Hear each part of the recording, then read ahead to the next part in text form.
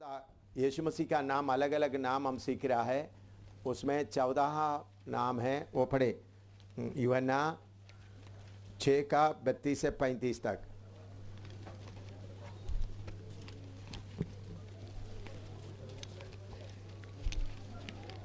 यीशु ने उनसे कहा, मैं तुमसे सच सच कहता हूँ कि मूसा ने तुम्हें वह रोटी स्वर्ग से ना दी, परंतु मेरा पिता तुम्हें सच्ची रोटी स्वर्ग से देता है, क्योंकि परमेश्वर की रोटी वही है जो स्वर्ग से उतरकर जगत को जीवन देती है। तब उन्होंने उससे कहा, हे प्रभु, यह रोटी हमें सर्वदा दिया कर। यीशु ने उनसे कहा, जीवन की रोटी मैं हूँ। हाँ, जीवन की रोटी मैं हूँ। प्रार्थना करें। हालेलुया। प्यारे प्रभु, तेरा वचन समझने के लिए कृपा दे। पवित्र आत्मा मुझे और इधर बैठे हुए सारे तेरे दास दासियों को आपका वचन सिखा दे। आपका वचन गहराई में समझने में जिसको मुश्किल है, शैतान उनका बुद्धि को बांध के रखा है, उस शक्तियों से उनको छुड़ाए ताकि तेरा वचन वो समझ सके। यीशु के पवित्र नाम से मांगते हैं, आमीन। तो आज हमने लिखा है 14 यीशु मसीह का पद नाम ब्रेड ऑफ लाइफ। यह सुबह शुरू किया है, कदम नहीं हुआ, या हिंदी में जीवन की रोटी। यीशु मसीह क्या है? जीवन की रोटी है। तो यह जीवन की रोटी को खाना है, उसके बारे में आज सुबह हम सीखना शुरू किया। दूसरा कोरिन्थी 4 का 16 पढ़िएगा, 16-17। दूसरा कोरिन्थी 4 का 16-17।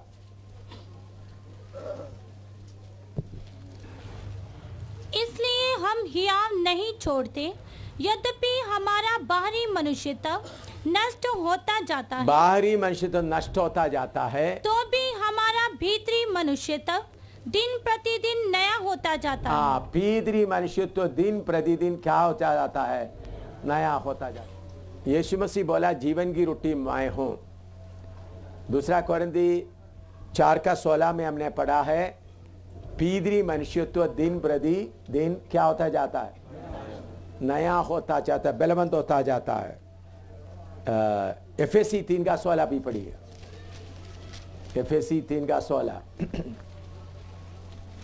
कि वह अपनी महिमा के धन के अनुसार तुम्हें ये दान दे कि तुम उसके आत्मा से अपने भीतरी मनुष्यत्व में सामर्थ्य पाकर बलवंत होते जाओ। हाँ, भीतरी मनुष्यत्व सामर्थ्य पाकर बलवंत होते जाए।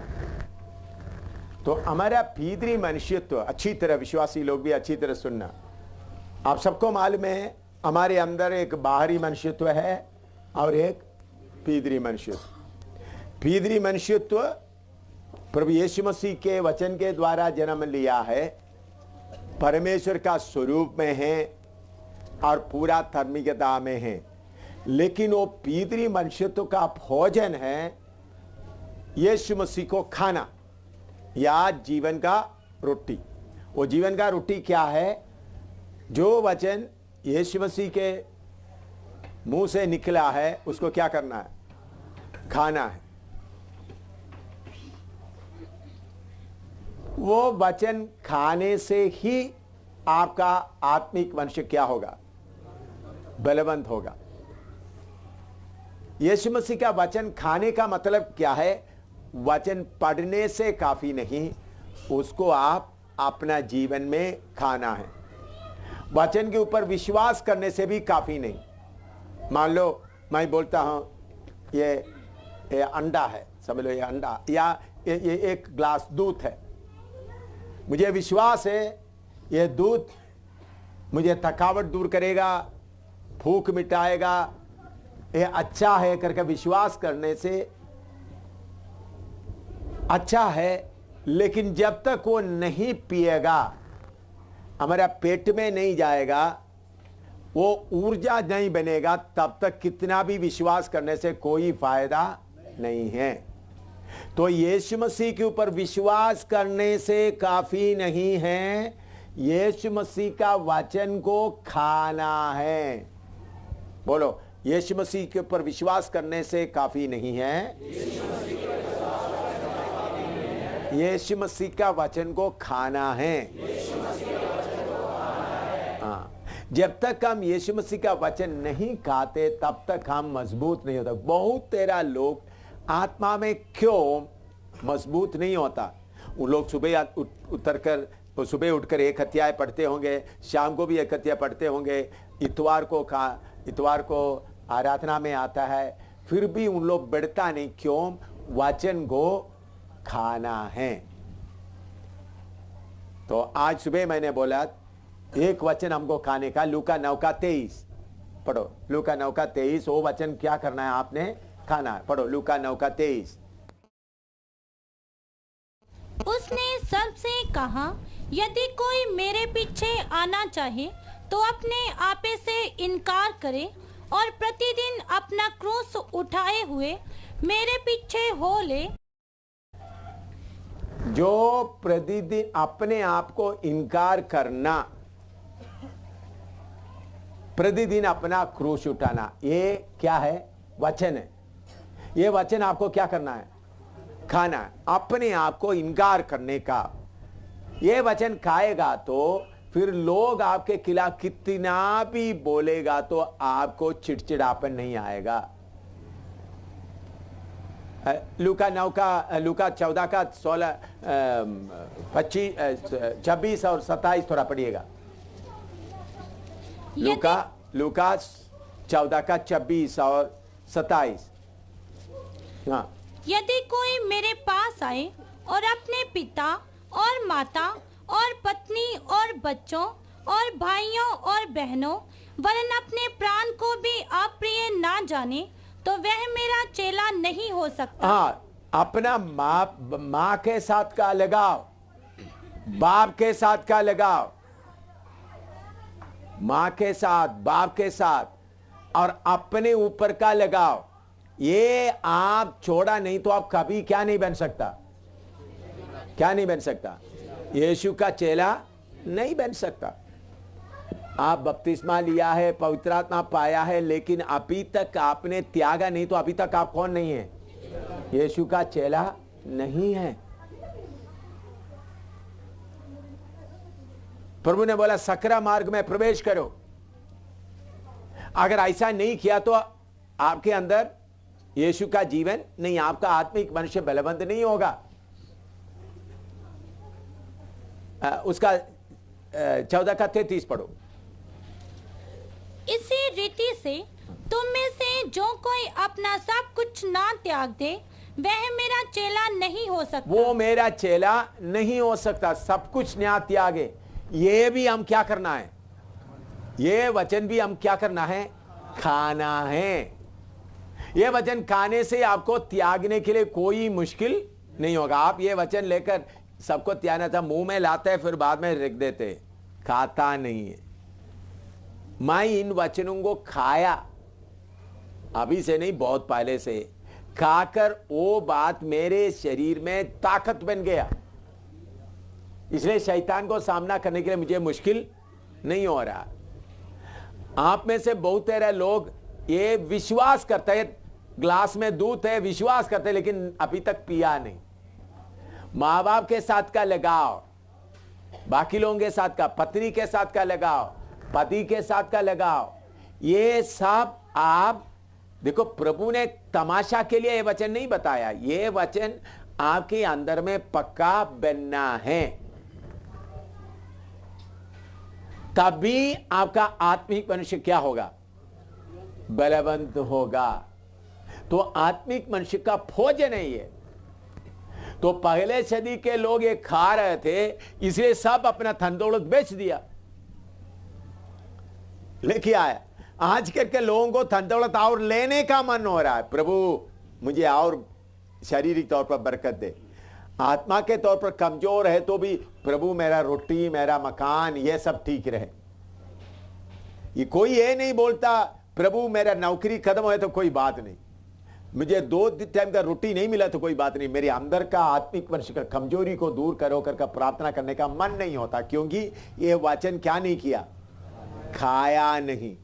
यीशु मसीह कौन है? जीवन की रोटी है। एक वचन पढ़िए मत्ती 5 का 43 से 48 तक, मत्ती 5 का 43 से 48 तक, मैथ्यू 5:43 to 48। तुम सुन चुके हो कि कहा गया था, अपने पड़ोसी से प्रेम रखना और अपने बैरी से बैर, परंतु मैं तुमसे ये कहता हूँ कि अपने बैरियों से प्रेम रखो, वैरियों से प्रेम रखो, और अपने सताने वालों के लिए प्रार्थना करो, सताने वालों के लिए प्रार्थना करो, जिससे तुम अपने स्वर्गीय पिता की संतान ठहरोगे, क्योंकि वह भले और बुरे दोनों पर अपना सूर्य उदय करता है और धर्मी और अधर्मी दोनों पर मेह बरसाता है। क्योंकि यदि तुम अपने प्रेम रखने वालों ही से प्रेम रखो तो तुम्हारे लिए क्या फल होगा? तुम्हारे प्रेम रखने वालों को प्रेम रख तो तुम्हारे लिए क्या फल होगा? क्या महसूल लेने वाले भी ऐसा ही नहीं करते? यदि तुम केवल अपने भाइयों ही को नमस्कार करो तो कौन सा बड़ा काम करते हो? भाइयों को भी नमस्कार, कौन सा बड़ा काम करते हैं? क्या अन्य जाति भी ऐसा नहीं करते? इसलिए चाहिए कि तुम सिद्ध बनो जैसा तुम्हारा स्वर्गीय पिता सिद्ध है। हाँ, तो प्रभु का दूसरा एक वचन है, हमारा दुश्मनों को क्या करना है? प्यार करना। तो जो ये वचन खाता है, दुश्मनों को प्यार करने का वचन खाता है, फिर उनको दुनिया में कोई दुश्मन नहीं होगा। मुझे मेरे जीवन में कोई दुश्मन नहीं है। कब से? कितने साल से। बहुत लोग दुश्मनी दुश्मनी सोच करके बहुत कुछ करने आता, उन लोग मैं सोचते मैं उनको दुश्मन समझेगा, लेकिन जब वो मेरे पास आते मैं हंसता है तो वो उनका मन में ये तो हमने तो डर डर के आ गए, ये तो मुस्कुरा रहा है, ये कुछ भी नहीं पूछ रहा है, चाय दे रहा है, खाना दे रहा है। क्योंकि हमको चाहे हमारा पड़ोसी हो, चाहे जितना भी हमारे खिलाफ काम करने वालों, जो मत्ती 5 का 43 से 48 तक का वचन खाया है, उनको दुनिया में कोई दुश्मन नहीं होगा। क्योंकि सारे लोग उनको सबको उन्होंने क्या कर रहा है? प्यार कर रहा है। मैं दान के तौर पर हमारे उधमपुर गढ़ी में एक भाई था करीम, अभी वो दुनिया में प्रभु में आराम किया। उन्होंने बहुत बार हमारे खिलाफ बहुत कुछ कर दिया, बहुत कुछ, फिर भी वो गुस्सा से चलता था। एक दो बार मेरे मन में भाई को इतना समझाने से भी ये भाई क्यों ऐसा कर रहा है करके मुझे थोड़ा सा दुख उठाया, तो मैंने फिर एकदम मुझे मत्ती 5 का 43 से 48 आ गया। मैं सुबह प्लान बनाया, आज रात को प्रभु ने ये वचन याद दिलाया, तुमने ये खाया है ना, तो एकदम याद है। तो उनके लिए जो कड़वापन है तुम्हारा मन में, तो मैं सुबह उठकर वो उधर में FAD में एमिनेशन डिपो में लेबर का काम करता था। तो मुझे मालूम है सुबह हो जाएगा, तो मैं जाकर उनका रास्ते में खड़ा हो गया। वो रोड का इस तरह से जा रहा है, मैं उधर में खड़ा हो गया। वो एकदम मुझे देखा मैं दूसरा जगह में खड़ा हो गया। फिर थोड़ी देर आगे जाकर दूसरा, मैं दौड़ कर उनके आगे। बाद में वो हंसना शुरू किया, मैं गला लगा। तो फिर उन्होंने मुझे गला लगा, बोलता है मुझे साहब, बोलते हैं शामिल साहब, आपको कोई जीत नहीं सकता। मैंने बोला मोई जीतने का नहीं भाई, आप मेरा दुश्मन कभी नहीं बन सकता। मैंने क्या बोला, आप मेरा, देखिए उन्होंने बहुत कुछ किया है, पाइप तोड़ा, ये किया, बहुत लैट्रिन लेकर कमरे में फेंक दिया, बहुत कुछ किया, वो सारे बताने का जरूरत नहीं। दुश्मन नहीं बन सकता। उधमपुर में हमने सामान जमीन खरीदा स्कूल के लिए, तहसीलदार भी आकर के उसका निशान लगाया। तो दूसरा दिन हमने उधर में जमीन खड्डा खोद के कॉम्पाउंड वॉल के लिए दीवार बनाने के लिए गया, तो हमारा जगह से 1.5 फुट नीचे उन्होंने कर दिया। जो ऊपर का रहने वाला क्या कर दिया, उधर से वो लकड़ी जो लगाया था कितना नीचे लगा दिया, उधर से 1.5 फुट। मैंने एकदम, मुझे वचन आया, तुमसे कुछ भी मांगेगा तो उनको क्या कपड़ा मांगेगा तो क्या भी देना है। कंबल भी देना है। 1 मील बोले तो उनको उनके साथ, तो इन्होंने 1.5 फुट लिया, चलो हमको 1.5 फीट और देता हूं। 3 फुट लेकर रस्सी पकड़ कर खुदाई शुरू किया। खुदाई शुरू किया तो बहुत जमीन है पीछे, देखो 3 फुट में लंबाई में जमीन जा रहा है, कम से कम 50-60 हजार रुपया का जमीन जा रहा है। तो उधर से खोदाई शुरू किया था। उन्होंने क्या किया था, 2-3-4 लोगों को शराब पिलाकर घर में बिठाया था लोहे का डंडा लेके, ताकि माई लड़ाई करने के लिए आएगा तो उसके ऊपर क्या करे, मारपीट करे। मैंने लड़ाई के जगह में क्या कर दिया, प्रभु का वचन मैं खाया हुआ होने के कारण क्या किया, उन्होंने 1.5 फुट लिया तो मैंने 1.5, उन्होंने आंखा बोला देखो साहब आपका तो ऊपर है, मैंने 1.5 फुट रात को किया। मैंने बोला आपको 1.5 फुट किस लिए चाहिए? मैंने सोचा एक लैट्रिन बनाया। भाई 1.5 फुट लंबाई में लैट्रिन बना से क्या होगा, 3 फुट में लंबा में पूरा ले लो बनाओ। देखो नहीं भाई, मैंने तो फासला कर दिया, हम इधर ही बनाएंगे। आप ही आज भी जाकर देखें, आपको दिखाई देगा उतना जमीन छोड़ा हुआ है। उन्होंने क्यों, मैंने कौन सा वचन खाया? इधर में ये इधर प्रेमनगर में हमारा जमीन छोड़ा, मैंने खुद पैसा देकर खरीदा, जमीन छोड़ कर रखा हुआ है। क्यों? कितना लाख करोड़ रुपया का कीमत का है। मैं ये वचन खाया है। क्या है? वचन खाया है। तो वचन खाया है तो अपना अनुभव में आना। तो आप लोग अभी बैठकर थोड़ा सोचो, ये वचन आप लोग कितने लोग पूरा खाया है? अगर आपको दुनिया में किसी से अच्छी तरह बात करने के लिए मुश्किल होता है तो आपने ये वचन को पूरा नहीं खाया। ये वचन देकर थोड़ा सा खा लिया, बाकी रख दिया। ये वचन खाएगा तो आपका आत्मिक मनुष्य क्या होगा? मजबूत होगा। वचन पर विश्वास करने से नहीं, बल्कि वचन को क्या करना है? खाना। आपको दुनिया में कोई दुश्मन नहीं होना, चाहे जितना भी लोग आपको छेड़े।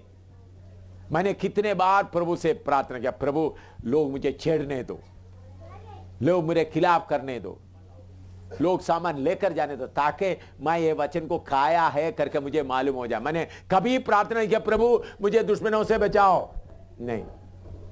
प्रभु उन लोग आकर करने दो, छेड़ने दो, लेने दो। आपको मालूम है वर्मा आकर बार बार हमको तंग करने के बाद भी पैसा मांग रहा है। मैं बोलता देता हूं, क्यों? मैंने वचन खाया है। चाहे मुझे कितना भी नुकसान हो जाए, जो वचन खाया है। तो ये वचन विश्वास करने के लिए नहीं, बल्कि क्या करने के लिए? हमारा भोजन बनना है। आप में से बहुत तेरा लोग विश्वास करता है, लेकिन क्या बना नहीं अभी तक? भोजन। भाई विश्वास करके ग्लास में पड़ा रहेगा तो आत्मिक ताकत नहीं बनेगा। मैं बड़ा ताकत, कल असली शैतान जो एदन वाटिका में आया हुआ असली शैतान से लड़ाई, शैतान लड़ने के लिए आ गया। मैं अपना वचन छोड़ करके उनको लड़ने के लिए नहीं गया, उनको मालूम है मैं कितना ताकत वाला हूं, इसलिए जो बातें बोलकर उधर पहले तो जोश थोड़ा दिखाया, बाद में जाकर बाद में मैंने बोला उन्होंने माफी मांगे, उन्होंने मैंने उनको बोला अगर वो मांगेगा तो भेजना, क्योंकि उनको यीशु मसीह प्रभु है करके भी बोलने का जरूरत नहीं है, समय बाद में आ रहा है। बाकी सबका उनका पीछे वालों को सबको बताए करेंगे, उनको थोड़ा सा उनका सिर थोड़ा बचा के रख रहा हो, क्योंकि यीशु मसीह आखिरी में उनके ऊपर बड़ा युद्ध होने का है। तो फिर बाद में मोबाइल में मैंने बोला मोबाइल पकड़ाओ, मोबाइल में पूछे मुझे छोड़ दे। रात को मैंने बोला निकल जाओ। क्यों? उनको मालूम है मेरा आत्मिक मनुष्य कितना ताकत। कल इधर में आया हुआ शक्तियों को अगर आपको देखने का आपका आंख खुला हुआ तो एक भी दिन बैठना नहीं था, भागना। एक का रूप कितना बड़ा भयानक रूप था, कितना भयानक रूप, कितना मुंह खोल करके आए थे, कितना सबको खाने के दिल में आए थे, कितना शक्ति से आए थे। एक भी इधर बैठ नहीं सकता, डर के मारे। तो इधर ऊपर भी आए पंग वाला पूरा इधर चारों तरफ में। तो फिर इसलिए मैंने स्वर्गदूतों को खड़ा किया। फिर बाद में इसलिए शैतान खुद आने के कारण मैंने मिखाइल को बुलाया, खड़ा हो जा। मिखाइल आकर खड़ा हुआ थोड़ी देर के लिए, फिर बाद में मिखाइल चले गए। तो मैं आपको बताता हूं, आपको ये अनुभव आना है तो आपको क्या करना पड़ेगा? क्या करना है? ये वचन को खाना है। लिखो,